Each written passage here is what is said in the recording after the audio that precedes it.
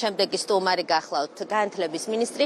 გილოცავთ ბუნებრივია საქართველოს დამოუკიდებლობის დღეს. თქვენი სურვილები რას უსურვებთ ჩვენს ქვეყანას? დიდი მადლობა, მეც გილოცავ და ულოცავ ყველა ქართველს ჩვენი ქვეყნის ყველაზე დიდ ეროვნულ დღესასწაულს, საქართველოს დამოუკიდებლობის დღეს.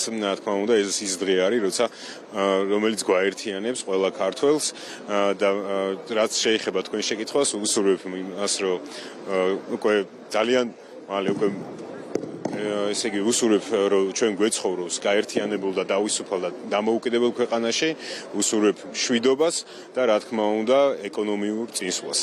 ბატონ ალექსანდრე, თქვენც მინდა გკითხოთ, სტუმრები, რომლებიც მოვლენ დღეს და დაათვალიერებენ სტენდებს არა მხოლოდ საქართველოში, არამედ თბილისში, არამედ საქართველოს მასშტაბით ვიცით, რომ ბევრ ქალაქში არის მნიშვნელოვანი ღონისძიება დაგეგმილი. განათლების სამინისტრო რა აქტივობით ხართ წარმოდგენილი, სად და რა არის თქვენი მიზანი, რას ეუბნებით დღევანდელი ღონისძიებით მოქალაქეებს? განათლების სამინისტრო წარმოდგენილი იქნება ქალაქ ზუგდიდში, ზუგდიდის ცენტრში. თხოვ ყველა დაინტერესებულ ადამიანს 12 საათიდან ჩვენ მზად ვიქნებით უმასპინძლოთ ყველა თაობის წარმომადგენელს.